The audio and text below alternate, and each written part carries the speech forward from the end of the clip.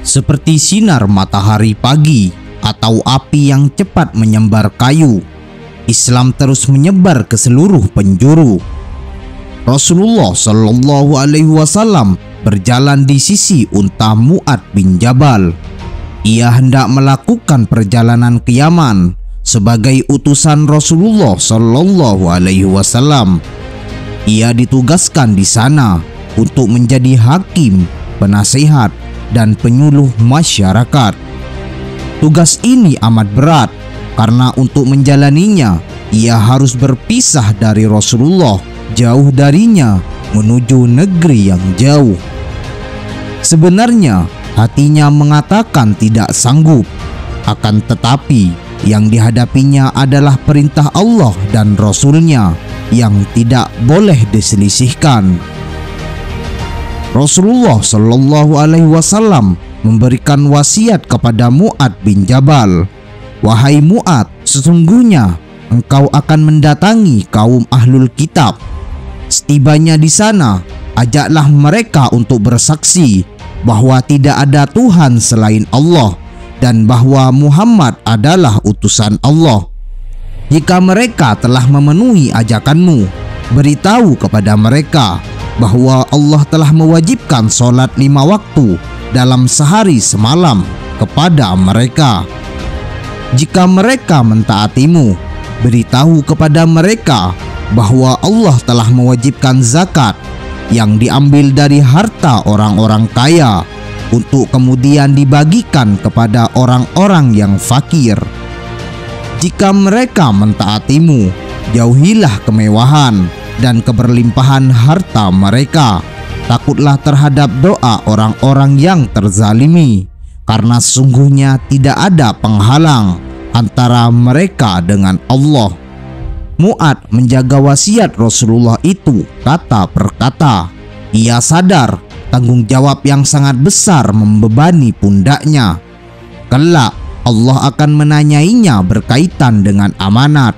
Apakah ia menyia-nyiakan atau bertindak melampaui batas? Rasulullah kemudian bertanya kepada Mu'ad untuk mengujinya, "Hai Mu'ad, bagaimana jika engkau harus memutuskan suatu perkara?"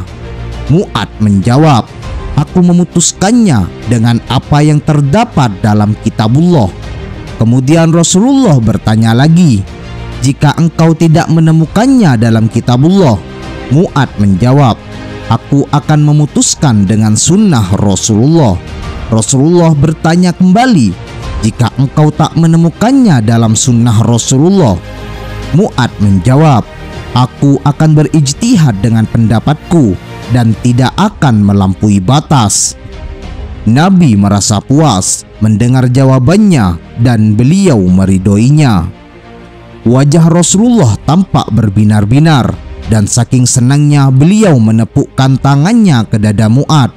Rasulullah menyatakan kesaksiannya, "Segala puji bagi Allah yang telah memberikan taufik kepada utusan Rasulullah untuk apa yang diridhoi Rasulullah." Setelah itu Rasulullah memberi peringatan, "Hai Mu'ad, jauhilah dari bersenang-senang, karena sesungguhnya hamba Allah bukan yang suka bersenang-senang. Perbaikilah akhlakmu terhadap manusia, wahai Mu'ad bin Jabal." Mu'ad merasa bahagia karena Rasulullah meridhoinya. Namun tiba-tiba mukanya seketika diliputi awan duka ketika Rasulullah berkata kepadanya, "Hai Mu'ad, mungkin engkau tidak akan bertemu lagi denganku setelah tahun ini. Mungkin engkau hanya akan melewati masjidku atau kuburanku." Mu'ad merasakan dadanya sangat sesak. Ia tak kuasa membendung deras air matanya. Ia merasakan duka yang luar biasa menyesakkan, duka yang belum pernah ia rasakan sebelumnya. Ia tak dapat berkata atau melakukan apa-apa ketika mendengar sabda Rasulullah yang terakhir itu. Mulutnya seakan terkunci rapat saat mendengar kabar yang sangat menyedihkan itu.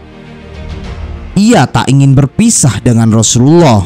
Namun Rasulullah menjelaskan hakikat sahabat dan hakikat manusia yang paling utama di sisinya. Rasul sekali lagi berkata kepada Mu'ad, "Sesungguhnya orang yang paling utama bagiku adalah orang yang paling bertakwa." 12 tahun kemudian, malam semakin gelap. Mu'ad bin Jabal mengistirahatkan badannya ke tempat tidur. Sudah 12 tahun ini ia di negeri Yaman, jauh dari Rasulullah Shallallahu Alaihi Wasallam. Rindunya kepada Nabi semakin membuncah-buncah.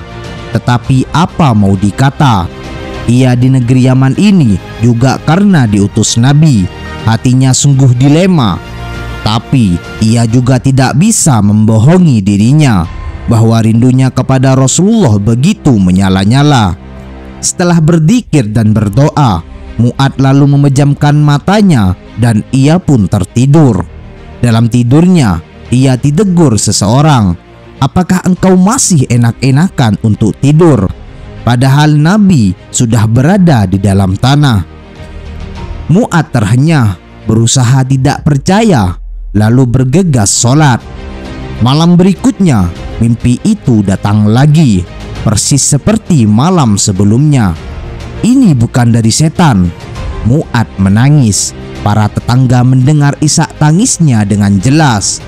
Keesokan harinya, mereka berkumpul di rumah Mu'ad. Dulu, bila Nabi Shallallahu Alaihi Wasallam bermimpi dan sukar dipahami, beliau membuka mushaf Al-Quran. "Berikanlah mushaf kepadaku," pinta Mu'ad.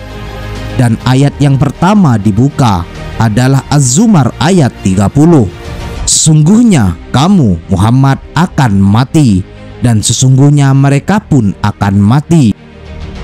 Mu'ad langsung pingsan. Setelah sadar, ia langsung meninggalkan Yaman, dan ketika jarak Madinah kurang 3 hari perjalanan, Mu'ad bertemu seorang sahabat. "Bagaimana kabar Nabi?" Mu'ad penasaran. "Nabi sudah wafat." Mendengar itu, tubuh Mu'ad lunglai, tak sadarkan diri.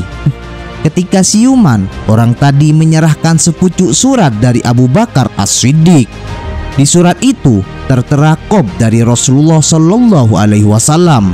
Mu'ad memandanginya, menciuminya, lalu meletakkannya di depan mata sambil menangis.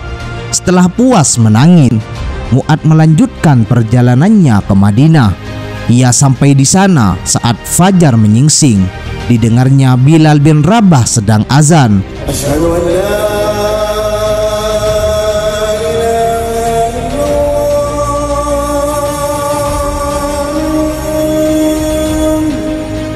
seru Bilal.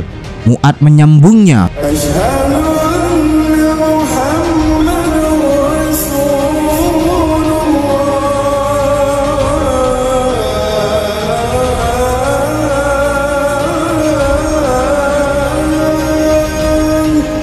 Mu'ad terisak lalu pingsan lagi. "Aku mendengar Rasulullah Shallallahu Alaihi Wasallam bersabda, 'Sampaikanlah salamku kepada Mu'ad,' ujar Bilal setelah Mu'ad siuman.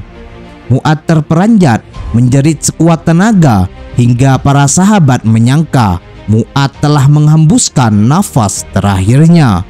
Wallahu a'lam bishawab.